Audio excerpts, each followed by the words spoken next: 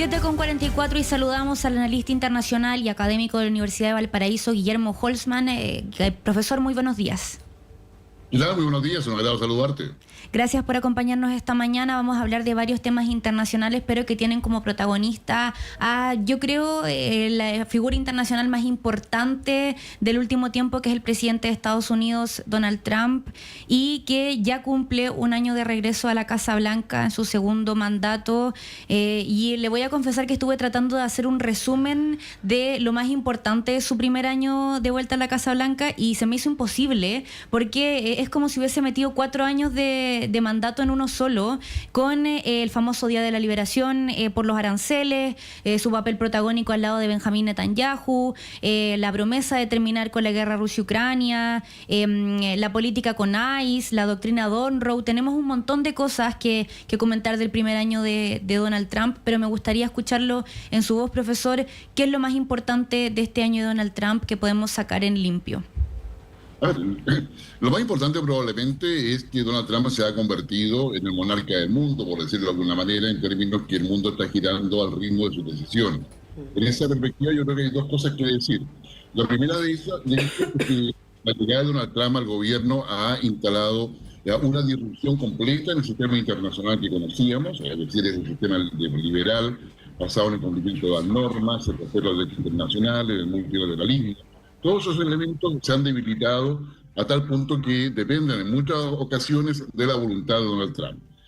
Por lo tanto, el primer elemento es la disrupción. El segundo es un elemento, diría, más concreto en términos de que hacer grande América implica a todo un occidente que depende de Estados Unidos y queda expresado en su estrategia de seguridad nacional publicada el 4 de diciembre recién pasado, según la cual todos los países que son parte de la influencia directa de Estados Unidos deben estar obligatoriamente alineados con lo que piensa Estados Unidos, con lo que plantea Donald Trump, y que en definitiva, si no lo hacen, se les va a aplicar la última norma, es decir, la zanahoria del garrote. Y la zanahoria tiene que ver con las inversiones y la posibilidad de acceder al mercado estadounidense, y el garrote tiene que ver concretamente con la idea de un aumento de aranceles, dificultades para poder viajar a Estados Unidos. En el caso de Chile eso implica la visa Biden, y los aranceles se transforman en la práctica en el gran garrote, porque cualquier cosa que no esté alineado con los intereses de Estados Unidos finalmente supone un alza en los aranceles, como fue la amenaza que colocó inicialmente a los países europeos que estaban en contra de la anexión de Groenlandia hacia Estados Unidos.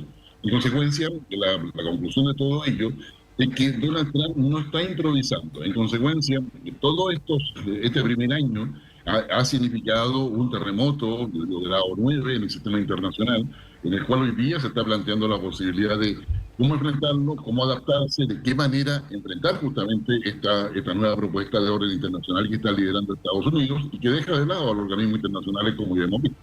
Sí.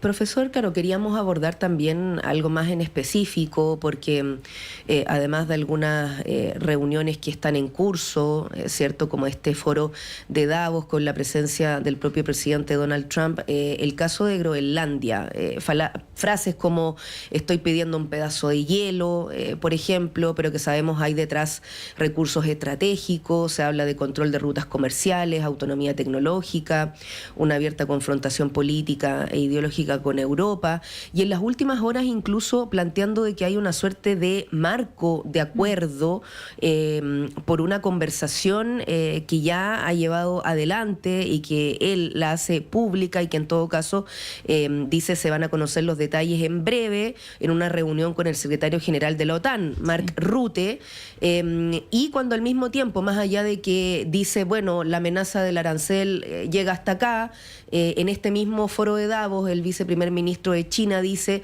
que las guerras arancelarias no tienen ganadores. Efectivamente, el ministro de China tiene razón, la guerra arancelaria no tiene ganadores, a excepción cuando Estados Unidos no solamente coloca la guerra arancelaria, sino que coloca su poderío económico, militar y tecnológico sobre la mesa y sobre la cual está presionando para poder no solamente mantenerlo, sino que implementarlo. Estamos hablando particularmente de las nuevas tecnologías que están cambiando la manera de producción, que está cambiando la economía a nivel global y que va a cambiar toda la conformación de los mercados y los intereses de los países. En esa perspectiva, lo que hace Donald Trump es fijarse o orientarse por los intereses nacionales de Estados Unidos. Y el interés nacional de Estados Unidos es hacer de Estados Unidos el líder mundial. Groenlandia, en ese contexto, para Estados Unidos es fundamental, no solamente por todo lo que han mencionado, sino que, y principalmente en términos de seguridad de Estados Unidos, porque es un elemento central para la cúpula dorada, que es el proyecto de defensa más ambicioso que ha tenido Estados Unidos para protegerse de cualquier tipo de ataque, sea terrestre o extraterrestre, que así lo mencionó Donald Trump en sus inicios, y para lo cual ya el Congreso le aprobó el año pasado una ingente cantidad de dólares para poder avanzar en todo ello, y que hoy día Groenlandia pasa a ser fundamental para empezar a implementarlo. Ahora, de Groenlandia, más allá de la forma en que lo hizo Donald Trump, le interesa tener una negociación que le dé plena autonomía de acción en el territorio de Groenlandia, llegar a acuerdos para la explotación de los minerales, incluidas tierras raras, llegar a acuerdos para poder tener una base mucho más ampliada que le permita controlar y todo el nuevo paso del Ártico a raíz del hielo de toda esa parte del mundo, que permitiría, en términos de ruta marítima, disminuir los traslados de una parte a otra del mundo, que varían entre 8 y 15 días. En consecuencia, hay acá un objetivo donde Donald Trump no está improvisando y está llevando a Estados Unidos al lugar que él piensa y plantea que Estados Unidos debe estar, y donde obviamente América Latina y el Caribe quedan totalmente bajo el paraguas de Estados Unidos y en plena dependencia de lo que diga justamente el país del norte. Estamos conversando con el profesor Guillermo Holzman, analista internacional, académico de la Universidad de Valparaíso. ¿Le funciona a Donald Trump, profesor? Porque da la sensación de que el orden internacional, voy a decir sucumbe, comillas, o que le funciona, y que a la interna del país es como si no le importase mucho. Hay muchas protestas en Estados Unidos por lo que está pasando con ICE, lo que pasó con René Wood, por ejemplo. Hay resistencia de parte de su mismo partido por la política que está llevando a cabo Donald Trump. ¿Qué está pasando si lo miramos como un todo con la política de Donald Trump, y si a largo plazo podríamos decir que funciona? A ver, digamos primero desde el punto de vista teórico, conceptual, para aquellos que nos escuchan, lo que está pasando en Estados Unidos es la instalación de un iliberalismo, es decir, una mayor concentración de poder que se acerca mucho al concepto de autoritarismo. Cuando un presidente, digamos, que controla las dos cámaras, en el caso de Estados Unidos, intenta generar los cambios necesarios en el sistema electoral estadounidense, establece una presión, yo diría, directa en el Banco Central, que es la Fed de Estados Unidos, y tiene, diría, un control sobre la Corte Suprema. Recordemos que en la primera administración Donald Trump nombró a 6 miembros de la Corte Suprema de 9, es decir, tiene mayoría en la Corte Suprema de Estados Unidos. Sí. Bueno, todos esos elementos, en términos teóricos, se llama iliberalismo. En términos prácticos, significa que Donald Trump está llevando a cabo, mientras puede, con los elementos de poder que tiene, de concentración de poder, lo más rápido posible los cambios para hacer grande América, que es su gran foco. Si hace eso, claramente él piensa que va a tener resultados. Y lo que le ofrece a MAGA, que es el movimiento que lo apoya, y el Partido Republicano que está dentro de ello, es tener resultados antes del mes de septiembre o octubre para poder asegurarse ganar las elecciones de medio tiempo que están el 11 de noviembre de este año. Entonces, hay acá una estrategia política electoral interna. A nivel interno no es fácil lo que está haciendo Donald Trump. Tiene, obviamente, retractores, pero le coopera mucho la fragmentación del Partido Demócrata, la división incluso que hay al interior del Partido Republicano. Y como bien sabemos, cuando tú eres poder y las fuerzas que te apoyan están divididas, el poder es el mejor pegamento que tú puedes tener para generar justamente una acción que tenga resultados electorales. Entonces volvemos a lo que te decía inicialmente. Donald Trump está buscando resultados y espera que esos resultados coloquen más plata en el bolsillo de los ciudadanos medios de Estados Unidos, y coloque a Estados Unidos internamente en una posición de ventaja respecto a otras sociedades, particularmente la europea, que es la con las cuales Donald Trump se compara, y a su vez también le permite ganar las elecciones. Ahora, ¿les va a resultar eso? Bueno, según Donald Trump, por supuesto que sí. Según todo el resto, eso habría que verlo, habría que esperar cómo se dan los acontecimientos. Si logra Groenlandia ahora, si logra el acuerdo con la OTAN, y logra un control sobre Groenlandia, un control efectivo, independiente de que se ceda o no se ceda soberanía, claramente va a tener puntos a su favor. si a su vez también logra que se bajen los tipos de interés, va a tener un boom económico interno en la microeconomía estadounidense muy importante, aun cuando esa pueda ser una burbuja que después estalle en crisis. Ahí los economistas tienen mucho más que decir que uno, pero digamos, lo que se ve es que si se bajan los tipos, aumenta el flujo de dinero interno, por lo tanto hay más consumo, hay más dinero en los bolsillos, pero eso también puede significar, digamos, una crisis posterior. Entonces, yo diría que Donald Trump tiene bastante claro qué es lo que quiere hacer, cómo lo va a hacer, y eso está llevando a decir, bueno, ¿qué hacen los países? ¿Le obedecemos o tratamos de hacer algo? La primera propuesta para poder enfrentar a Donald Trump la ha colocado el primer ministro canadiense en el discurso que dio en Davos en el día de ayer. Carney. Exactamente, Carney, digamos, sabe que hagamos algo, pero hagámoslo bien. Es decir, digamos, y él dice una frase que es importante, es decir, el orden internacional que conocíamos está roto, hay que construir otro. Y es ahí donde coloca el foco, y eso se agradece muchísimo en términos de que ya no se quedan los diagnósticos, sino que se está buscando, empieza a conversarse sobre la solución. Bueno, queremos abordar también algunos anuncios que se han hecho en los últimos días, pero se habla de que este jueves o durante estas horas se va a formalizar esta suerte de Junta de Paz o Consejo de Paz que impulsa Trump. Se habla de invitaciones que se han cursado a distintas naciones, que ya habrían tenido respuesta positiva. Bueno, no pareciera tan sorpresivo en esta ocasión, pensando en que han tenido cercanías en otros asuntos, como es el caso de Israel, de Argentina. También dice que hay respuesta del primer ministro armenio. Otros han negado, como Noruega, Francia, el propio Ucrania. Profesor, pero se ha dicho, hay un mensaje por parte de Trump de que esto va en línea de una suerte de seguimiento de la, comillas, reconstrucción de Gaza. Otras versiones de prensa dicen que el borrador no menciona necesariamente el territorio palestino, se habla de ser un potencial rival en el discurso, o no sé qué tanto eso pase a lo concreto, a el rol que asume Naciones Unidas. ¿Qué podemos compartir o reflexionar sobre esto último? A ver, primero entender que la Junta de Gaza es una suerte de conformación de nueva empresa con directores que cada uno tiene que aportar un capital para ser parte de la Junta. Una membresía. Sí. Una membresía. Entonces, son $1.000 millones, o sea que le interesa, digamos, para poder estar ahí y poder tomar decisiones respecto a lo que va a pasar con Gaza. Eso es en lo inmediato. En lo inmediato también, el hecho de que esté la Junta significa darle viabilidad y que todos tengan algo que perder si no resulta la implementación del plan de Gaza. Estos 20 puntos que deberían terminar con una Gaza completamente autónoma, distinta, y donde, sí, tiene razón, no se menciona para nada el Estado palestino, porque el Estado palestino vendría eventualmente después.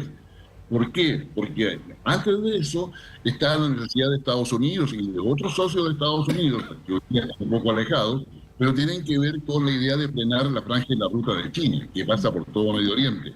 Lo segundo es poder disminuir la influencia de China en todo Medio Oriente, neutralizar la expansión que ha tenido Irán, neutralizar o eliminar todos los grupos proxy que están en Líbano, que están en Yemen, en fin, y en otras partes, en el mismo Irak, al interior, y el mismo Irán.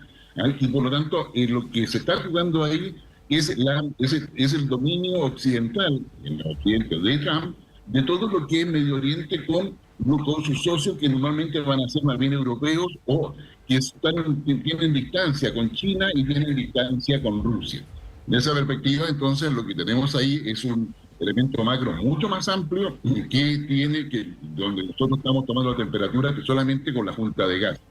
Los países que se sumen a la Junta de Gaza van a tener el beneplácito y el apoyo de Estados Unidos en varias otras instancias, desde de las sociedades que puedan hacer con Estados Unidos para colocar inversión en otros países, hasta el beneficio de lo que es la tecnología de Estados Unidos, pasando por una gran variedad de cosas.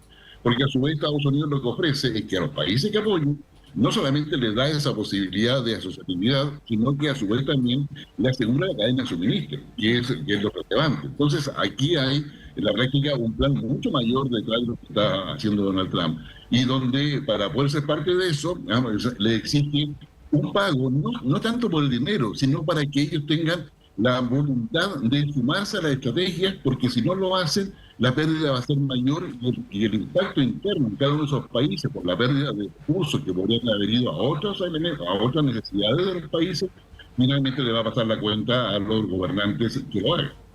Y podemos decir que tiene peso, profesor. Bueno, la plata hace mucho, ¿no?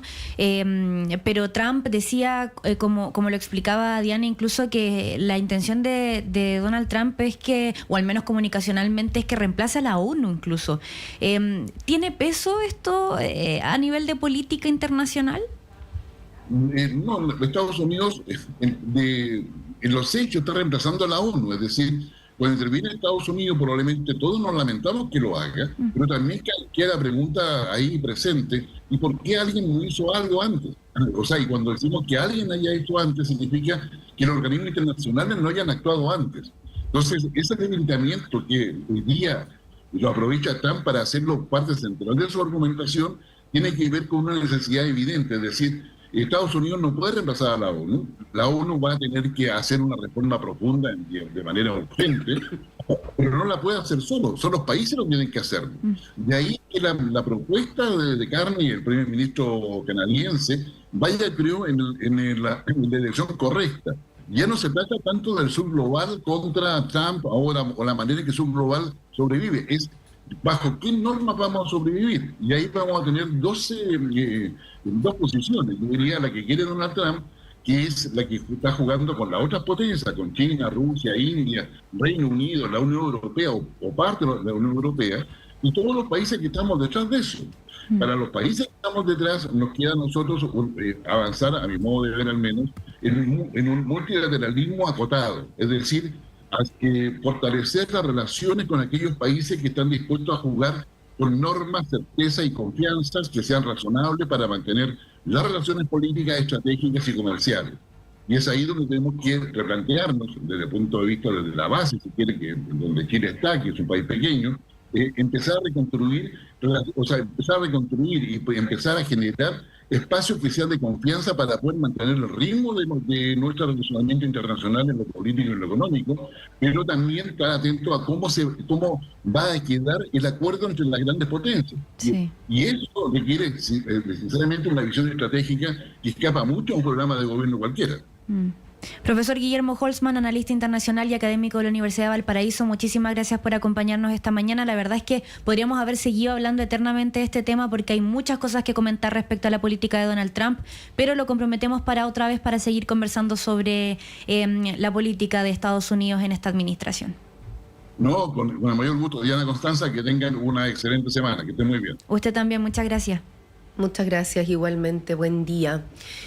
Connie, vamos a ir a una nueva pausa en esta segunda edición de Radio Análisis, pero también queremos aprovechar de mencionar, ya que estamos hablando de algunos temas internacionales, cómo está jugando este rol Estados Unidos y cómo no, que es algo que marcó este 2026 con este ataque el 3 de enero, intervención en Venezuela por parte de Estados Unidos, la extracción de Nicolás Maduro, hoy llevado a una corte en este país norteamericano.